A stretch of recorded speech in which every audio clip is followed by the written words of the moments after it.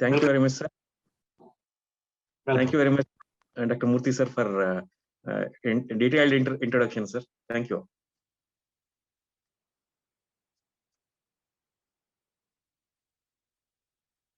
Sir, please share slide, sir.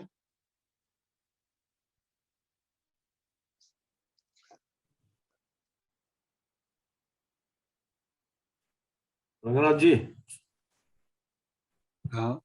Dr. Raghu, I thought you were doing the presentation. Sir, please share slide, sir. You can. You're already a co-host. No. Actually, I have sent a mail, sir. Rangaraj, okay. I have spoken to Rangaraj also. From your side, share. Yes. 1 second, sir.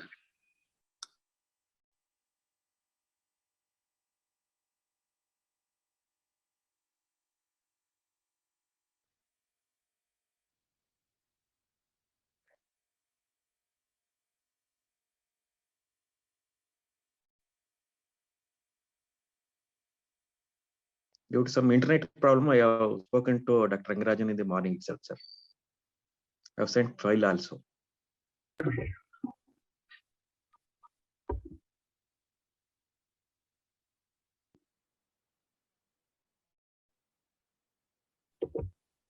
What is that, sir? Just give me a minute. Anything, sir?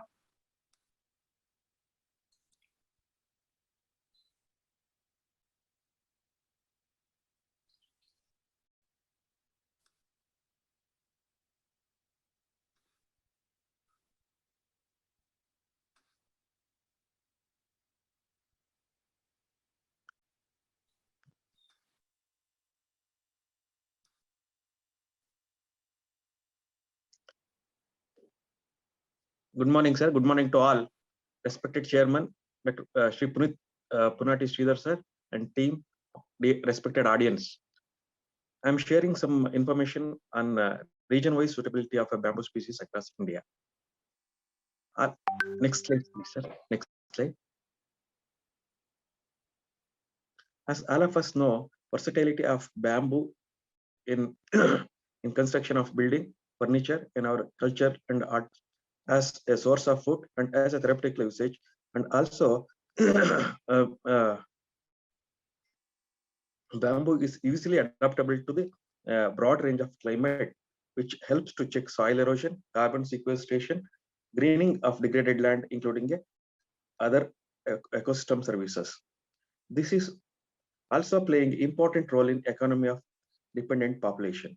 This diverse usage is due to versatility of a versatile characters of the bamboo, like a straight, strong culm with a lightweight combined with a hardness. Bamboo having a wide range of stem size, hollowness, and long fiber and easy workability. Next slide, sir.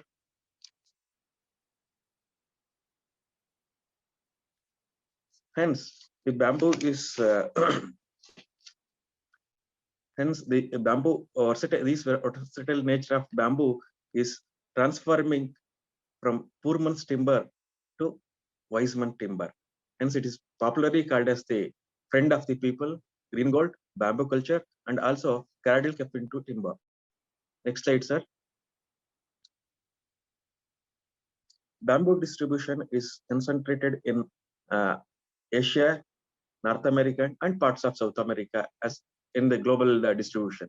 As of India is concerned, 80% of bamboo is distributed in Eastern India and Western Ghats. And in the major tropical climates like tropical, subtropical, even in a temperate and alpine and subalpine regions. Next slide, sir. India constitutes about 25% of the global bamboo distribution. As of now, it is 148 species and 4 varieties were described in India, which belongs to 29 genera. You can see the number of species in each genre. I have mentioned all the 29 genres. Next slide, sir. Based on important climatic parameters like rainfall, temperature, altitude, relative humidity, soil temperature, topography, bamboo is distributed in most parts of the country. Next slide, sir. So these are the state-wise bamboo resources of the country. Next slide, sir. Next. Okay. This shows the number of species distributed in each species. Though we have described 148 plus 4 varieties, some species are distributed because of the broader distribution range or native habitat. Few are distributed and overlapping with the different with respect to state-wise. So these are the species, and about more than 50% of the species, bamboo species, are endemic to India, and around 17 to 80 species are under rare and threatened category. Next slide, sir. So even though bamboo have a wide range of adaptability, this will few species will going to flourish very well at a particular range of altitudes. So as we told, altitudes are so one of the important parameter in deciding the performance of a bamboo. So these are the species which perform very well at these altitudes. Next slide, please. So bamboo flourishes in natural forest. Generally, we will found bamboo population in valleys or level or plain land or gently sloping area, or in and around the vicinity of a stream or water bodies like river, ponds. And this requires a fertile, organically rich, moist, porous, well-drained, rich soil with a pH neutral or marginally acidic. But this is susceptible to cold and frost condition like cold deserts of Ladakh, and not grow well in arid conditions like hot deserts of western Rajasthan. And though it's a hardy, adaptable, and forgiving species, intolerant to the waterlogged condition, salinity, and rocky environment.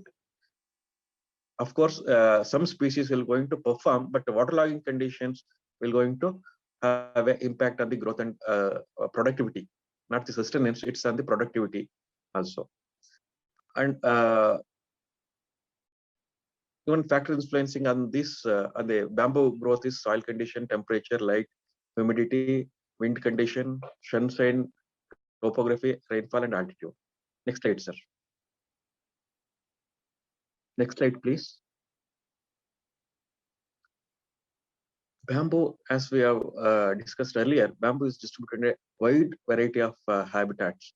Even few species are flourishing very well at tropical conditions, and few in temperate, semi-evergreen, dry deciduous, and moist deciduous and distinct.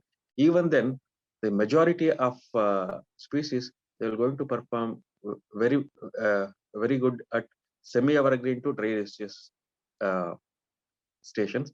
And even we found few species like a Cinerundania falcata in hilly slope. It's a shrubby species, and in subalpine also we have a few species.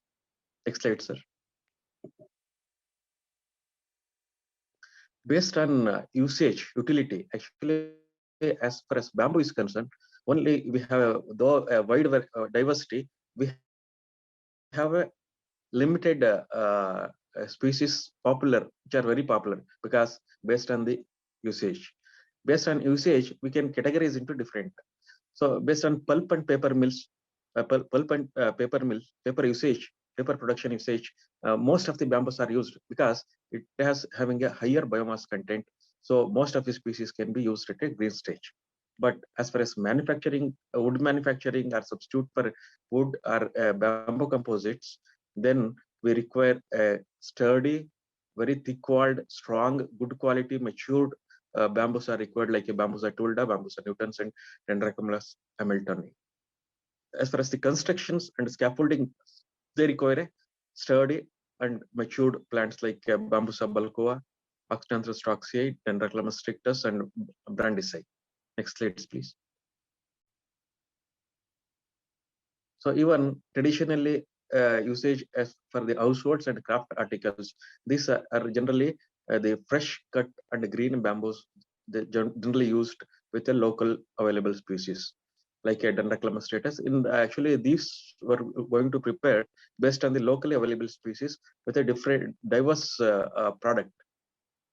And species used for edible shoots, like introduced species like a Dendrocalamus asper, and we have our Bambusa balcova and Dendrocalamus hamiltoni. We are using for the this one, sir, shoots. Shoot as a food source. Next slide, sir. And also we have used bamboo clumps in and around the homestead areas, and even the bamboo multiplex. Bambus multiplex, it's a species which we are going to use as a live edge as an ornamental plant. It's an ornamental, and it can resist the it will copies at any number of time. You can give a shape as you wish, and also the landscaping, and even you can grow at plots, few species in a pots also. Next please. So we have planting, actually, even while planting also, planting, we will decide the spacing. So based on the usage, why we are using, why the species is planted, might be for the commercial use or from the ecological point of view, or even the objective of the plantation, local climatic condition, based on soil climatic condition, we will going to have a different spacing. So even we have to have a proper spacing. Otherwise, if a dense spacing also, there will be a competition for the resources. And if it's a widely spaced also, we will going to have a problem in managing the optimum manages or commercial management of the stand. So smaller species like Oxplan, Aclandra travancoricum needs a small spacing like 4 by 4 meters, or a medium diameter or thick walled species like Bambusa tulda, Bambusa newtons, Dendrocalamus asper, and Dendrocalamus brandisii requires around 5.5 meters by 5 meters. Even they can grow at 6 by 6 or 7 by 7. For a larger species like a Dendrocalamus hamiltoni, it requires a 7 by 7 meters. And even if it's a Dendrocalamus gigantea, it's the largest or fastest growing bamboo in the world, it requires 10 by 10 spacing.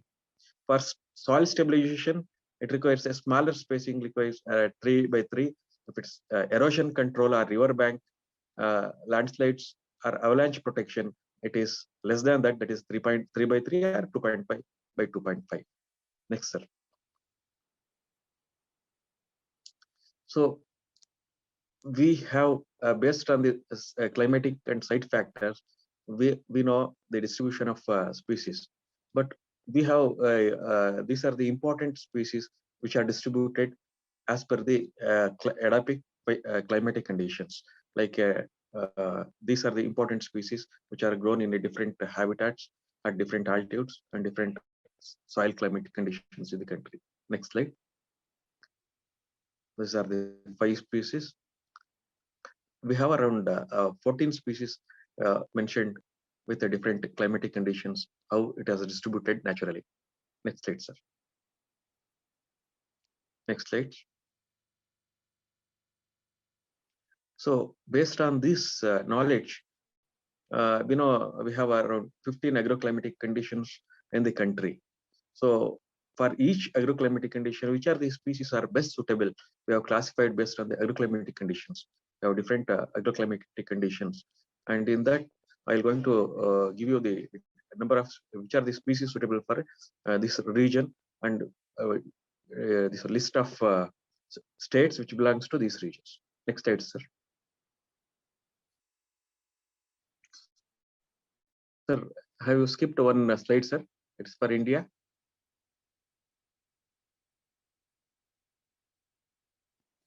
Sir, have you skipped one slide? No, sir. This is the same PPT which was sent by you. Oh. Oh. Sorry, I think actually there is one more slide. Please go for next slide, sir. One more slide I have prepared like this. So we have a different climatic conditions for the Karnataka, and we have a different here it is district. There I have mentioned the states. and which are the bamboo species which are best suitable for the country. I don't know, might be actually it's supposed to come here. I'll check, sir. I'll check again. If we're not come in this presentation, I'm going to send it in the group, sir. Next slide, sir. So based on the distribution, availability, and we know the potentiality of the bamboo species in our country. So we have fortunately, we have a wide diversity of bamboo species, and still we have explored a very small portion of the bamboo potentiality. Still we have not yet known. So only we have exploited only few species. Still we need to have a larger opportunities or depth of opportunities in the bamboos to explore it. So now the peoples are coming up for the exploration of these opportunities. For this, we need to conserve the bamboo species in our country. So we have to conserve the bamboo resources both in situ and ex situ. In situ conservation means we have to conserve in the natural forest or the natural native habitats where it is naturally distributed. Apart from that, ex situ conservation is like a few scientific communities or scientific institutions which are involved in conserving these species. They are going to have a collection of a gene banks or the species bank. Example, a Tropical Botanical Garden and Research Institute, Trivandrum, having conserved 48 species, KFRI Kerala 45 species, FRI Dehradun they conserved 35 species, Van Vigyan Kendra Arunachal Pradesh, they have conserved 35 different species. Arunachal Pradesh Central Bamburium is again in Arunachal Pradesh, they conserve 31 species. Botanical Garden, Punjab University, 26 species. Indian Botanical Garden, West Bengal, 24 species. Indian Institute of Himalayan Biotechnology, Himachal Pradesh, conserved 28 species. Lloyd Botanical Garden, Darjeeling, West Bengal, conserved 10 species. College of Forestry, Panampet, under Dr. Ram Krishna and Dr. G. Kushalappas, I think they have conserved around 12, and Dr. Satish, they are involved in conservation of more than 12 species. As of now, they have 12 and adding a few more species. And Dr. Son actually is a private, is a farmer, basically is a farmer, is from 3 to 4 generations. They have a agriculture graduation from 4 generations.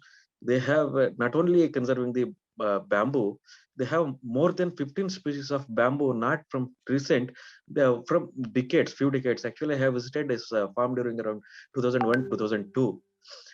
That time itself, it was 15.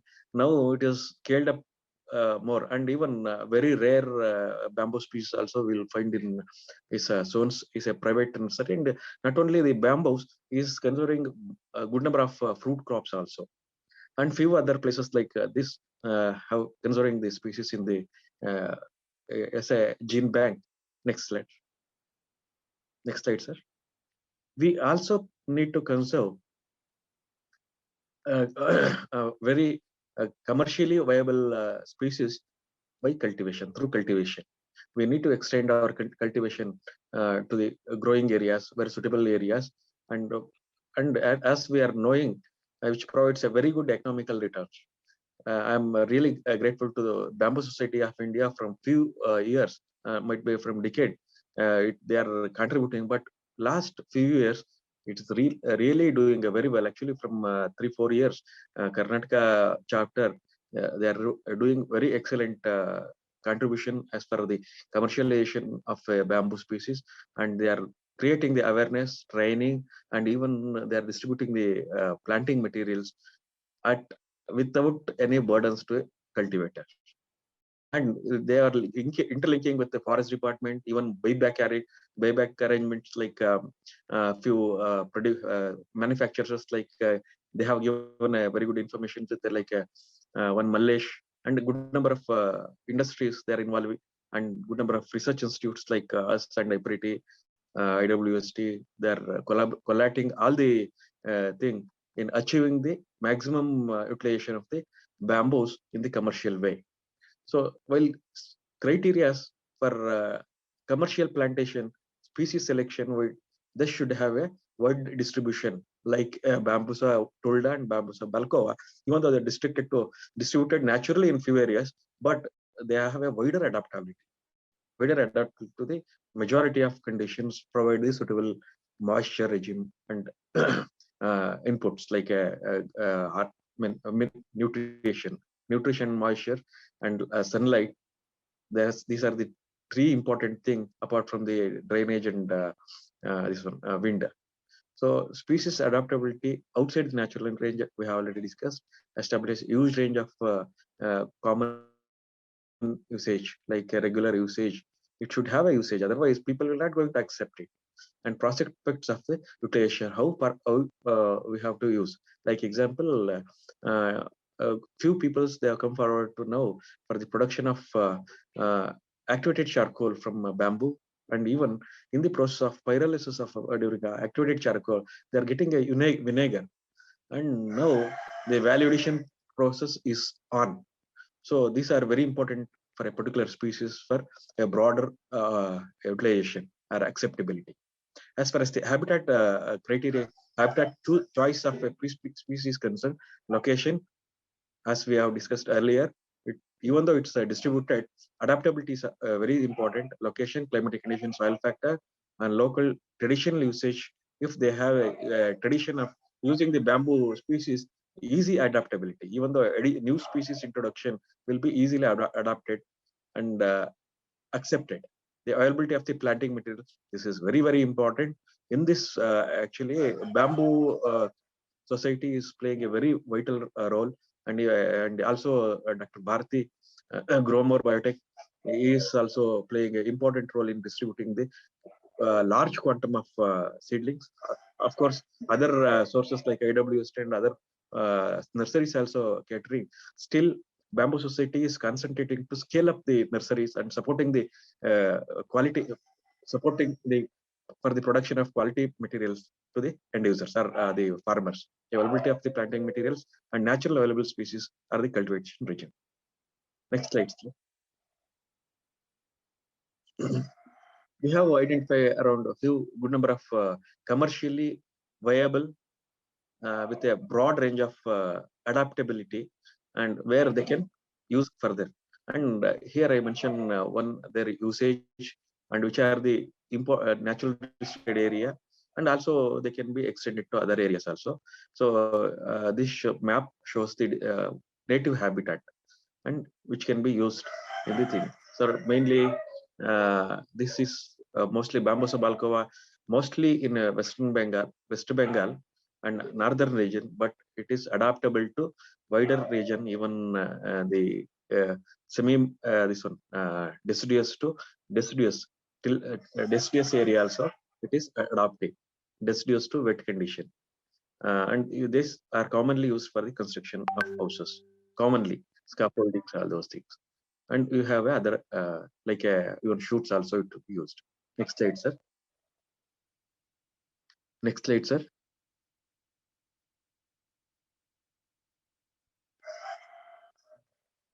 Next, please.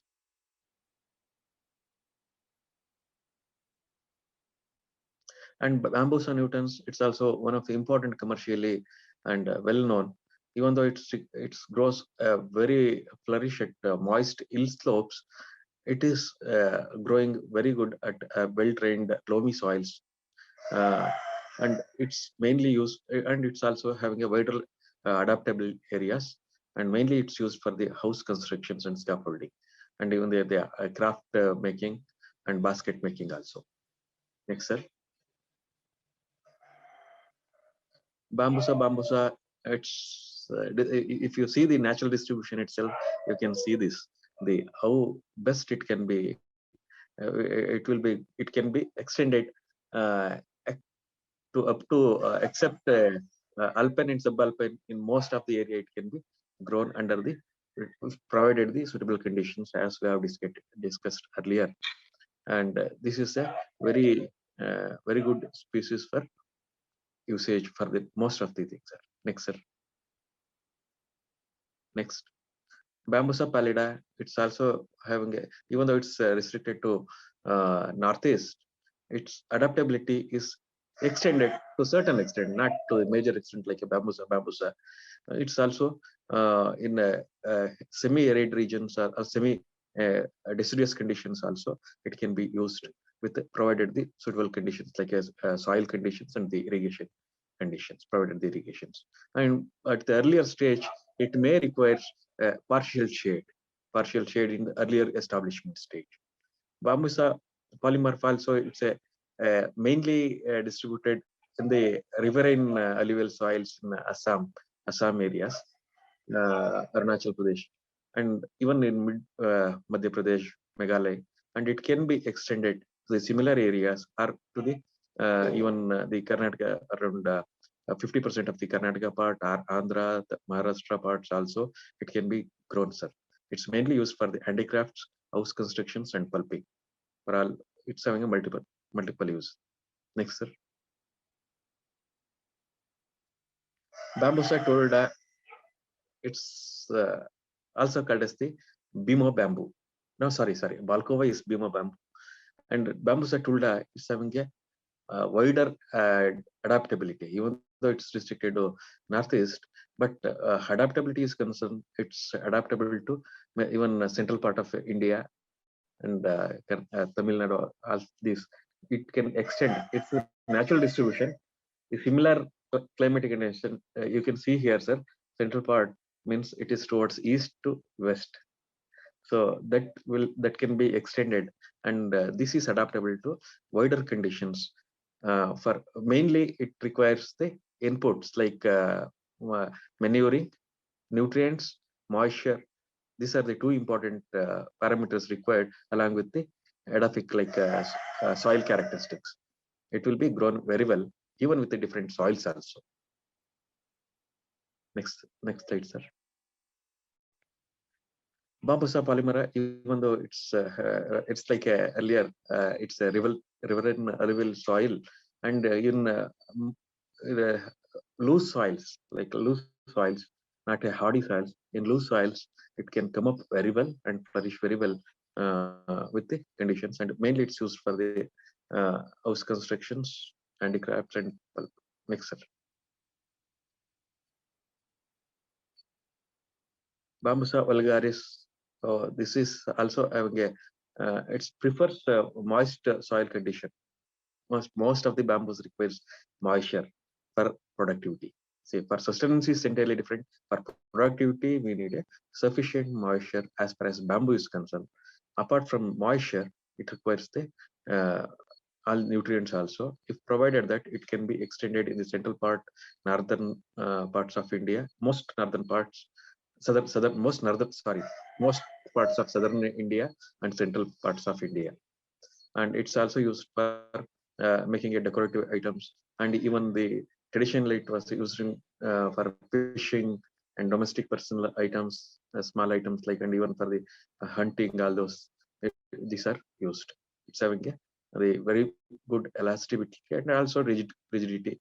Both are it's having a both characteristics.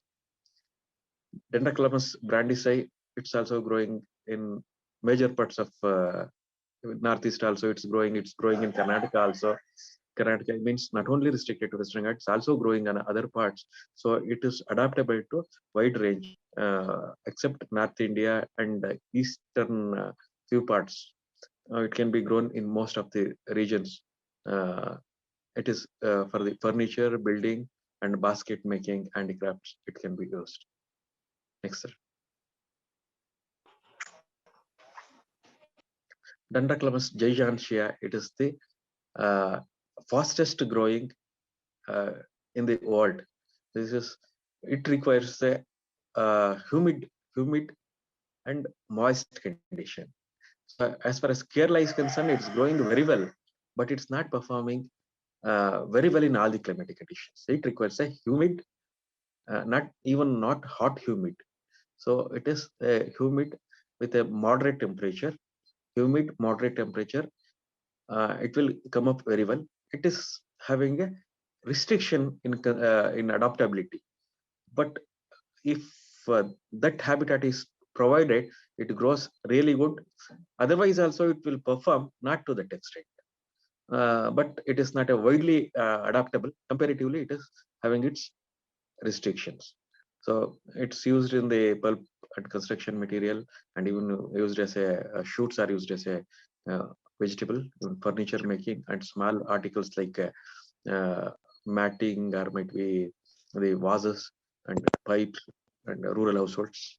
And next species is Malaccana brassiflora. This is in the lower hills of Assam. It's growing in the low, not in the hilly areas. It will not grow in, perform very well in the hilly areas, in lower hills, and it will be grown in Western Ghat parts also. It can be extended to Western Ghat parts and semi-evergreen. Semi-evergreen means semi-Malnad areas. It will be easily grown provided the proper condition. It's mainly used for construction paper industry. Next slide, sir. Dendrocalamus hamiltoni, even though it is restricted, the main distribution is in northeast. Its distribution range is extended, sir. Actually, it is growing really well in southern India. Most parts of southern India, even some parts of central India also, it's performing, it's extending, adaptable, and its usage is for the constructions, and it's having a edible shoot, and it's growing very well, sir. And its usage are having a wide utility, sir. Next. Dendrocalamus stectus. This bamboo is also called as the male bamboo or salad bamboo or Calcutta bamboo, and this species is mainly distributed all over drier areas. All over drier areas. Not all over means not hot, very hot climatic condition. Drier area. Most of the dry. It's also called as the dry bamboo and dry area bamboo. So this is so only it's called. It's one of the important thing is it's a solid bamboo. It can be used for the construction, musical instrument. Since this adaptability, the distribution is in the wider range, so the usage is in most of the, because traditionally they are using from generations, from centuries. This species used in most of the most parts of India. So it can be used. And recently, now onwards, they are trying now. It's not naturally distributed. How we are trying a Balkova from northeast Hamiltoni from southern states are the drier area. Like this, now it is trying in northeast, now introduced in northeast also. Next, sir. Next slide. Akalanda travancorica, even though it's an endemic, mainly to the this one, Kerala parts, Kerala, Tamil Nadu, southern peninsular, Western Ghat parts. Majority distribution and density, distribution, higher density of distribution is concentrated in Kerala parts.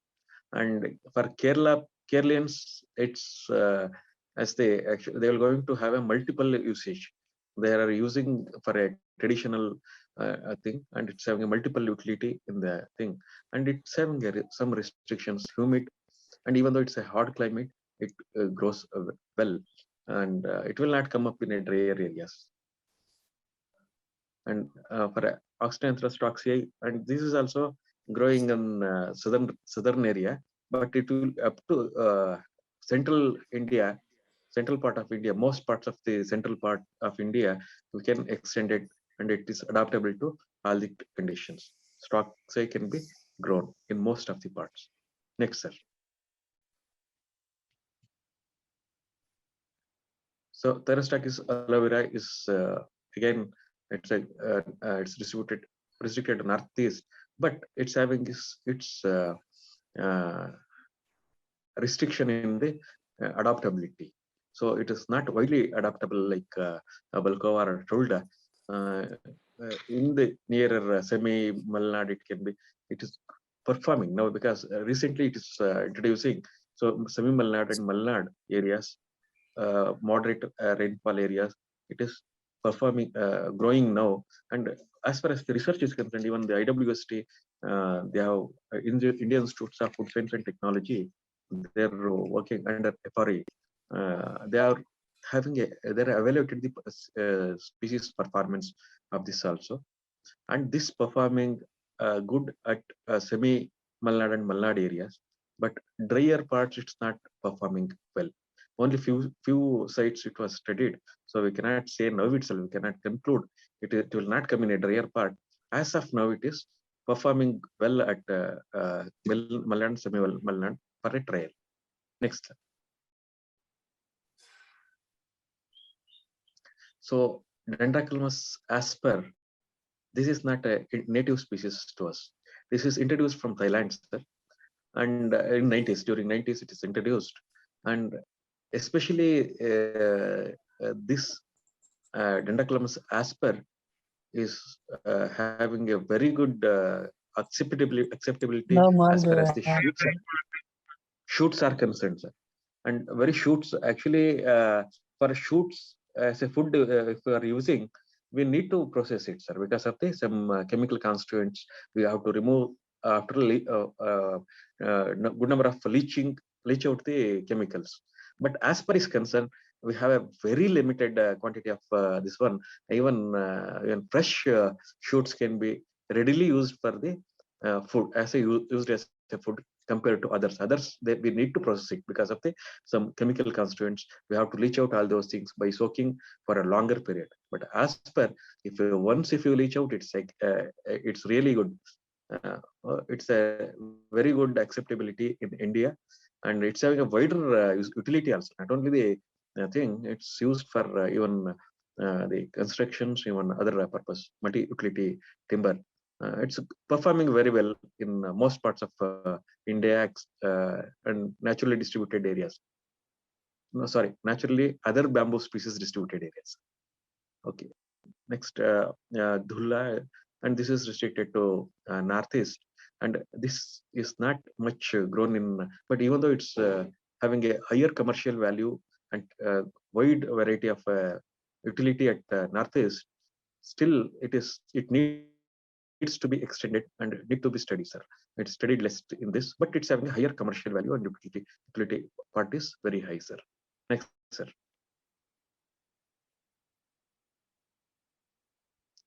So like this, we need to concentrate. Till now, bamboo means other furnitures, all those things. We know nowadays they have started concentrating on the activated charcoal. Already I have spoken earlier.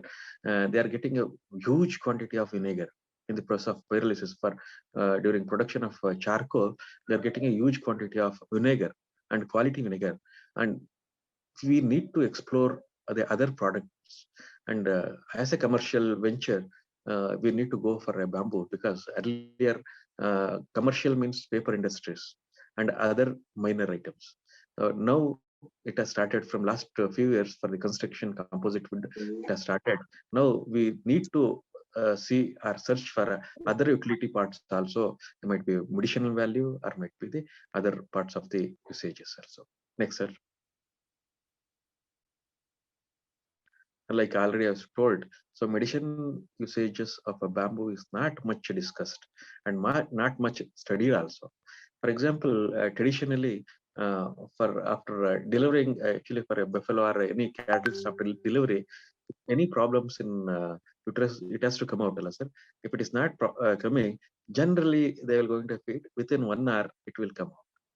So like this, we have a wide usage, a traditional usage, but it is properly not studied medicinal uses. We need to concentrate on a medicinal uses, and we need to have if it is having a higher medicinal, and who are having a higher medicinal thing, so that can be we can use it for the pharma industry or the nutrition. At least we can use it as a nutraceuticals. It's having a nutrition also. At the same time, you can use it to ailment or to protect us from the other ailments. Next, sir. Here, I really thankful to Dr. Ramakrishna Hegde from College of Forestry, Ponnampetti, US, Bangalore, and Dr. Bharti, Gromor Biotech, Hosur, Dr. M.R. Jagdish, Assistant Professor, College of Sirsi, and Abhay Dubai. So actually, even I have discussed with these peoples also before going for a presentation. Even though I have a little bit of knowledge, I need to, because they are having a core resource of information. So I've discussed. I acknowledge these peoples for their interactions with me before presenting the things. Next, sir. Thank you, one and all, for hearing my this one information, and I'm grateful to Bamboo Society of India to give me the opportunity to express my information or exchange the information. Thank you for presentation, sir. Any questions, sir? Thank you, Dr. Raghu. Thank you, sir. We'll move on to the Q&A. Any Please, sir. questions from the audience? Please raise your hand.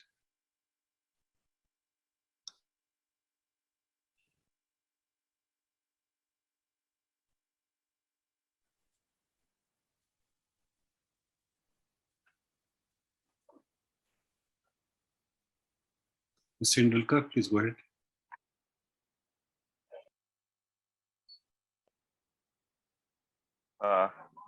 Yes, sir. Very nice presentation. So Thank I'm you, just sir. this bamboo flowering in every slide. It is given that it is sporadic and and flowering after 7 years, 25 years, 30 years, 40 years, and after flowering they die. So Yes, sir. count of how many years Sir. that has happened. How they are maintaining this count, sir? I just Okay, sir. Thank you, sir. Good question, sir. Even room for Dr. Raghu, selection, one sir. second. Doctor, one second. Ladies and gentlemen, if you're not speaking, kindly mute, please. We're having some background noise.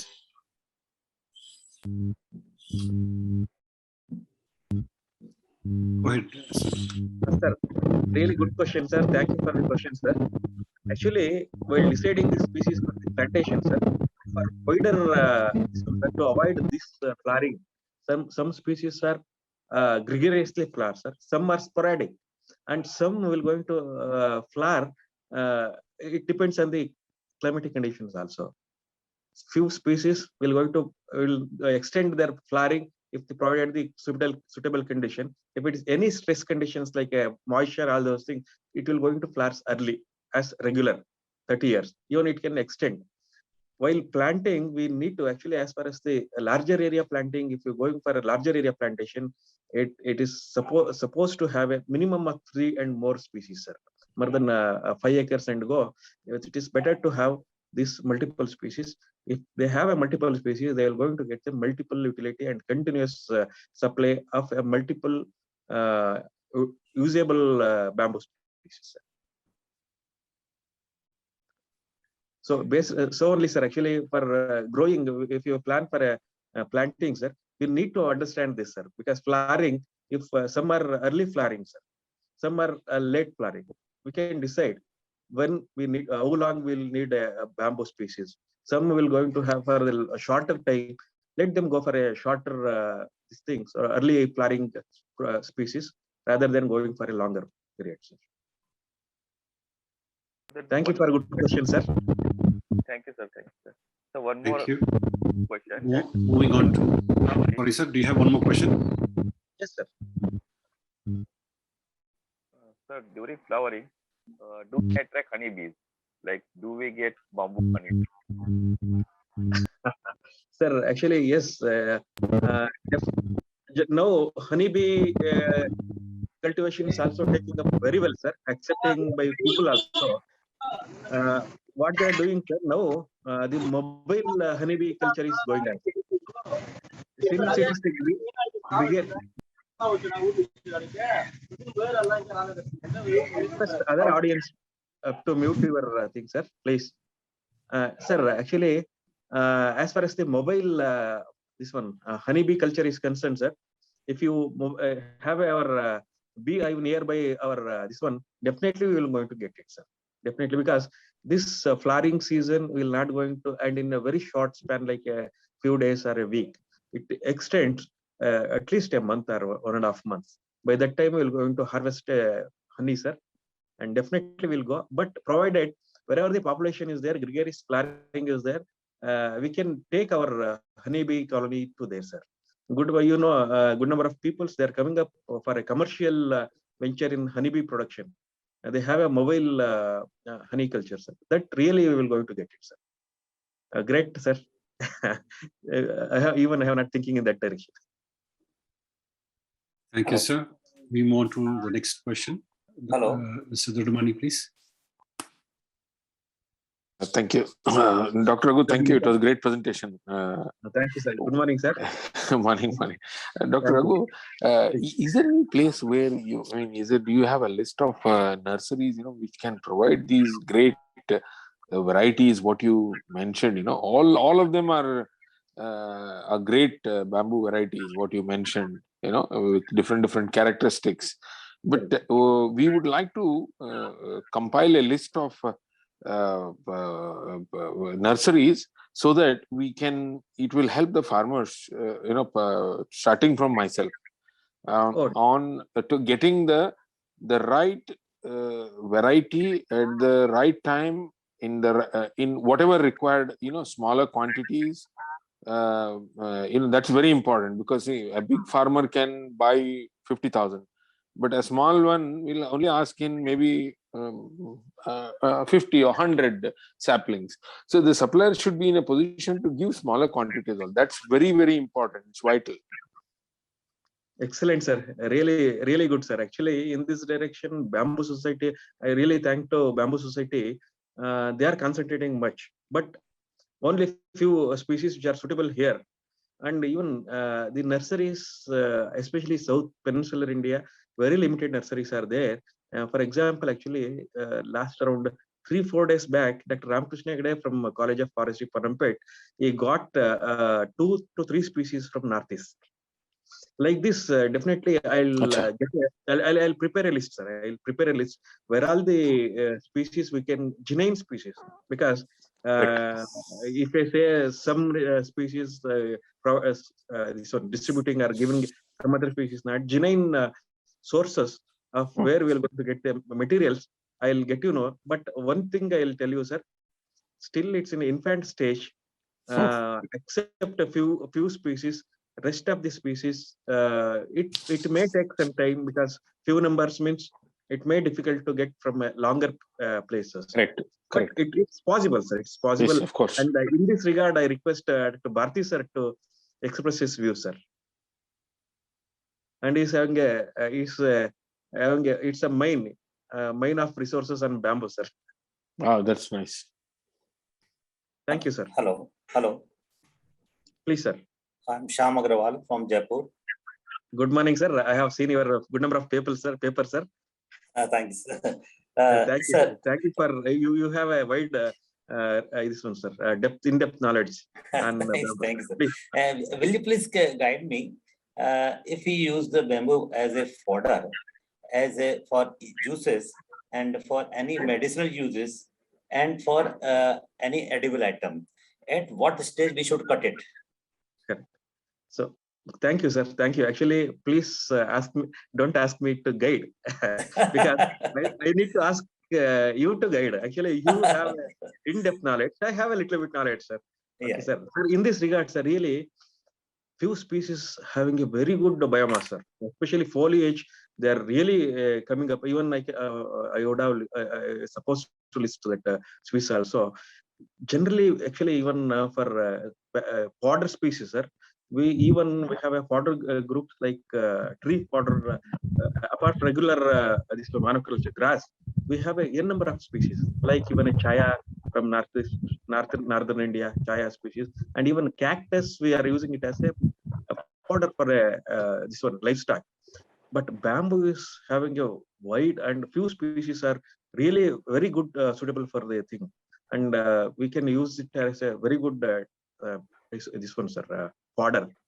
As far as medicinal value is concerned, sir, even in my presentation I expressed not much is worked, but traditionally we need to document the medicinal usages of bamboo. If Bamboo Society of India assign me a work, definitely I'll going to explore and visit a good number of places to document a traditional medicinal uses of bamboo, sir. I have a little information on medicinal uses also, but not much has been done on a medicinal usage of bamboo.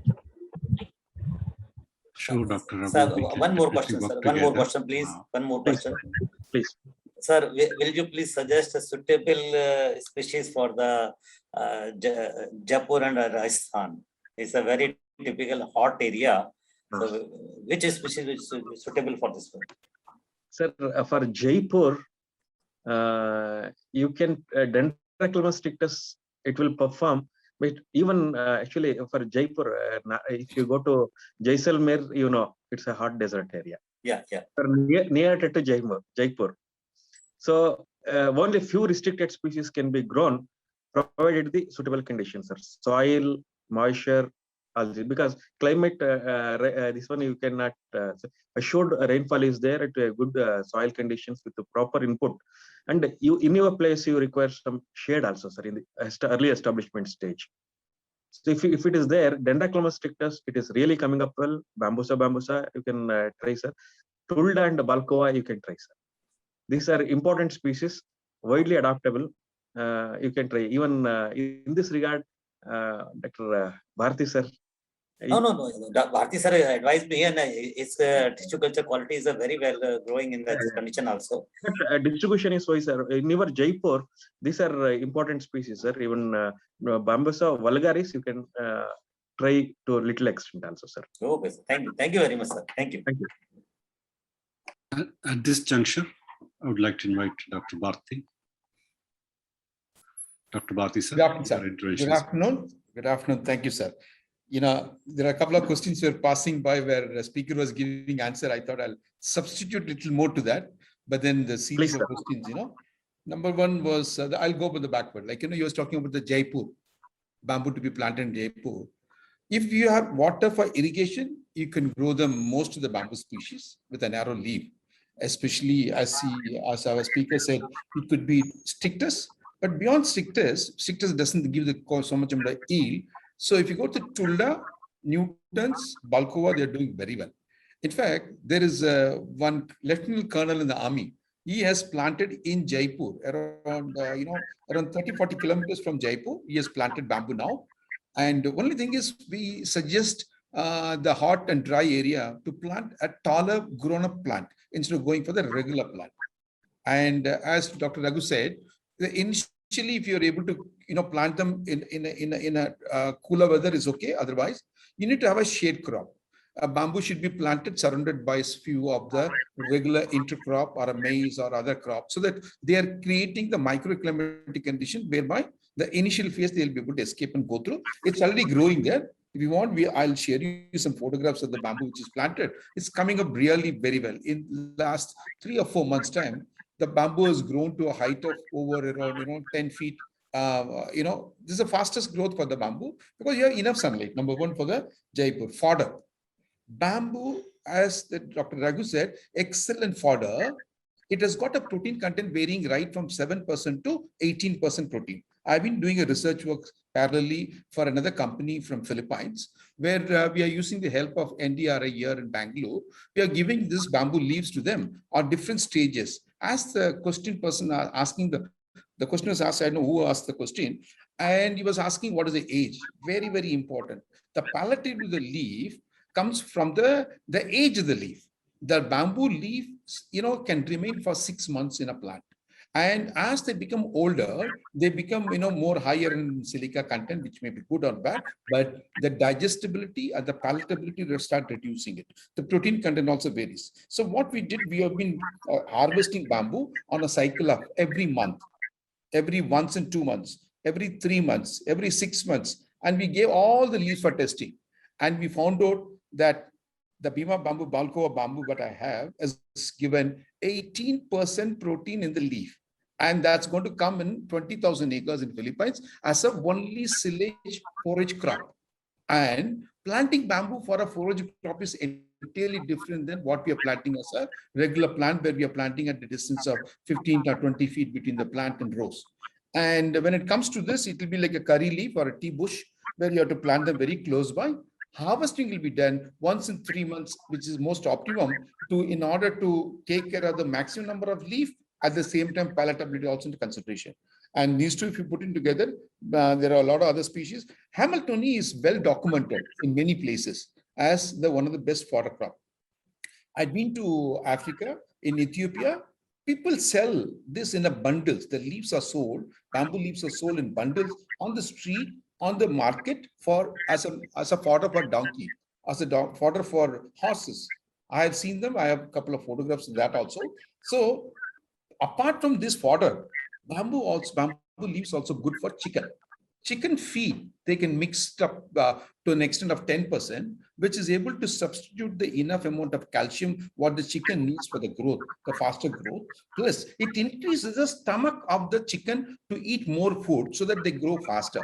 And this is also well documented. There is a lot of research paper available in Madagascar, supported by INBA. And that's another topic by itself. So fodder and the chicken crop, it's a very, very good one. The first question was the flowering cycle. Yes, as Dr. Raghu said, it's flowers, but the flowering depends on the previous flower. When it is flowered, let's say like if it is flowered in 2000, it's going to flower in 2035. In between, if you went and taken that particular plant without knowing the age of the genetic age of the plant, if you plant in 2030, another 5 years only to grow and will flower. So when you buy a plant, you should be very careful to know, ask them, what is the genetic age of the plant? How much time is already spent and over? It could be only last few years of that, or it could be the full term of 35 years must be available. So within the species itself, there are a lot of groups of plants are flowering in different parts of India. And because of that, you cannot generally say all the tulda is going to flower in 2035. Totally wrong. All the bamboos are going to flower in 2040. Wrong. But in the case of Melagona bassifera, they flower in a particular cycle of 47 years, because of which you see only one group is available. The range between one plus or minus 1 year. So, if it is flowered in 2047, you can expect the next flowering. And this is going on repeatedly going on. But when it comes to Dendrocolum giganteus, it flowers once in 110 years. I'm talking all of gregarious flowering, not sporadic. Sporadic happens as and when there is a stress, any bamboo will flower. Any bamboo can be made to flower. It's very easy. It's not that difficult. We can make them to flower depending on the strength and capacity and rhizome. The fertility of the seeds are going to be there. But by itself, Stocksea is sterile. Even if the flower comes, the flowers are going to be sterile. Bulkova is sterile. And Vulgaris is sterile. So even if they're supposed to produce flower, the flowers will not form a fertile seed. And so when it comes to genetic age of the plant, we should find out from the nursery, wherever you're taking the plant, ask them how much time already it is over, exhausted. And it is not from the day which you plant. Many farmers grows, they think, and from the time of planting, it is 33 years. No. It is not from the time of planting, it is from the previous flowering till now. Because from the previous flowering, it would have gone through a process of vegetable propagation. So we should be very careful when it comes to the flowering cycle. Honey from the flowers, bamboo flowers. Bamboo is a wind-pollinated plant. Unlike other plants, they don't carry a lot of honey. The insect might come and sit there and go. The honey is not getting attracting to the honey. But then when the plant is infected by a mealybug, yes, I have seen a lot of honeybee coming, and then they're sucking the honey secreted by the mealybug. And which, if it is not sucked, it becomes a shooty mold in the plant. So honeybee do visits bamboo, not for the flower, but for the fungus or the insects which are attacking, and they create the honey, and to drink the honey, they come and they take it away. And in Tanzania, when I was there for another work for INBA, I've seen people cut the bamboo shoots to produce bamboo wine. And there I've seen a lot of honeybees. They come and suck. They take the honey because that bamboo shoots has got a lot of sap. That particular species happens to be Stocksea,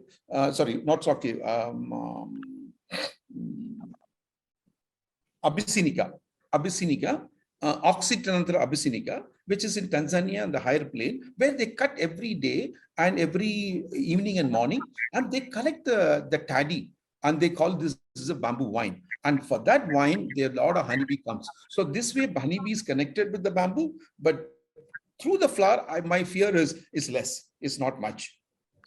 Thank you, organizer, for the opportunity to talk to them. Thank you, Thank you, Dr. Bharti, sir. Bharti. Actually, Wonderful, sir. I have a little knowledge on bamboo honey, sir. Thank you, sir, for Yeah, updation. Dr. Raghu, we have a couple of questions. Mr. Rishabh Shah, please go ahead, sir. Thank you for your patience. Yeah, thank you. Thank you for the presentation and information. I would like to know about the activated charcoal. Is it commercially available easily now, the activated carbon from bamboo charcoal? Yes, sir. And what is the yield? Is it comparable, equivalent to the activated carbon made out of the charcoal from the other woods? Actually, I have visited one plant, sir. Actually, it's recently established in Karnataka. Dr. Malesh, even State Bamboo Mission, aware of him, and he has given the talk also. And of course, he is beginner. Beginner means from few years. But he is telling that the quantum of production of activated charcoal is better than the other alternate, whatever existing thing is there. It is better than that thing, sir. But they are getting a good quantum of activated charcoal, sir, and good quality also. Okay, thank you. Thank you, sir. Can I also substitute additional information, sir? Please, sir. Please, Go ahead, sir. sir. Yeah. Sir, activated charcoal. First of all, we should understand charcoal is different from activated charcoal. The charcoal has got a surface area of 50 square meter per gram. That's the surface area available on the any charcoal. Now, when you make a bamboo charcoal, I'm talking about this conventional 50 square meter. When you make a bamboo charcoal, the bamboo charcoal starts anywhere from 400 square meter per gram. So that's the reason the activity is higher.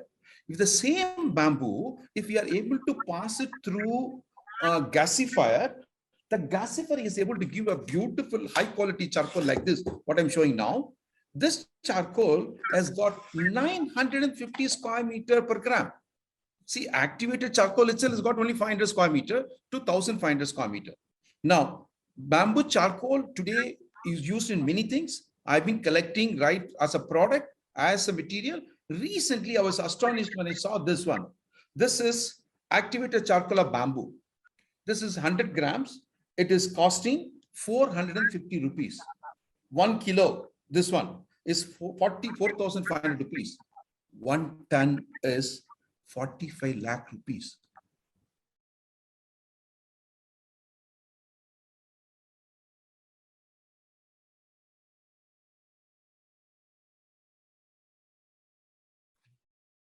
You seem to have lost Dr. Bharti.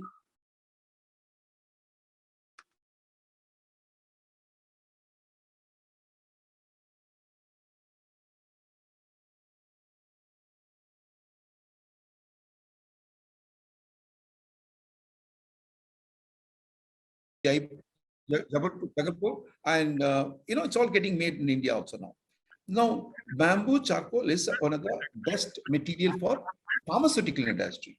There's a client of mine in Yampi is growing 35 acres of bamboo only to make activated charcoal to supply to a pharmaceutical company. So the question is very, very relevant, and that's a topic by itself for one full session. Is so much about the bamboo charcoal, especially for activated carbon. Thank you.